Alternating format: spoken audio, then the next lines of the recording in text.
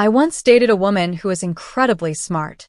She had a Harvard MBA, sharp as a knife, the kind of person who could walk into a boardroom and save a huge company millions of dollars with just one presentation. On paper, she was the picture of intelligence. But in her personal life, it was a total mess. She kept choosing the worst guys, men who were broke, manipulative, sometimes even abusive.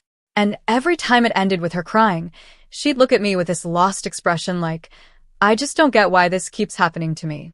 This wasn't just her. This wasn't an isolated story. I've seen it over and over again. The most beautiful women, the ones who stop traffic, the ones guys can't stop staring at, are often completely clueless when it comes to relationships. They're smart in business, smart in school, smart in so many parts of life. But when it comes to men, it's like their brains short-circuit. And the more I thought about it, the more I realized this isn't a coincidence. It's not because they're dumb. It's not because they're crazy. It's because their beauty itself has built them a completely different universe. A parallel world where normal rules don't apply. See, beautiful women are relationship stupid because no one has ever told them the truth about anything that matters. Think about it. From the moment she hit puberty, the world changed. One day, she's just a regular girl.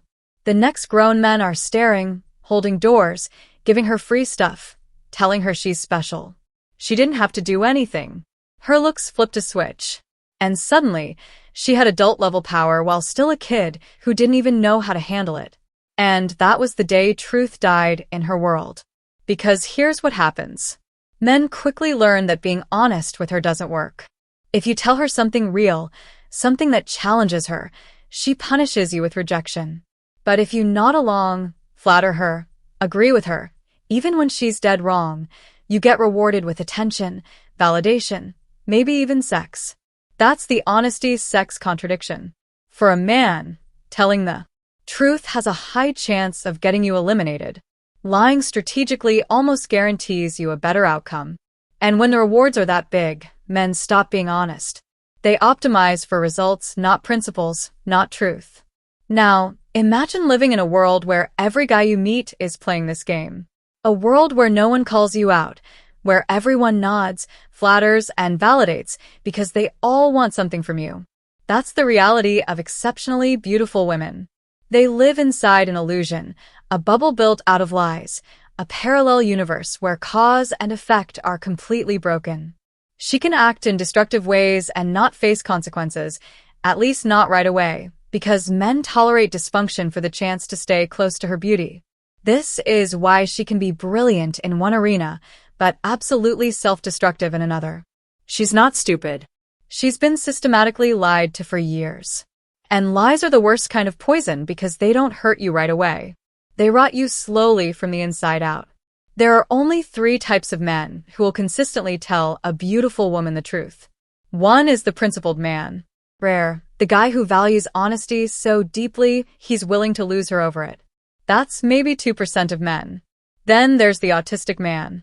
Not as an insult, but literally the guy who doesn't compute the social benefit of lying. He just says what he thinks, even if it costs him.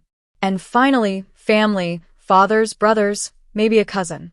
They don't have a sexual agenda, so they care about her long-term more than her short-term validation. But here's the problem. Those voices are drowned out. Most of the men she interacts with on a daily basis aren't family, and they're not saints. They're playing the game. And so she grows up like a CEO with a fragile ego surrounded by yes men living in an office where no one dares tell her the truth because it's economically suicidal. Now let me ask you, what happens to a company when the CEO never hears bad news? Disaster. The same thing happens to her. She becomes the architect of her own destruction.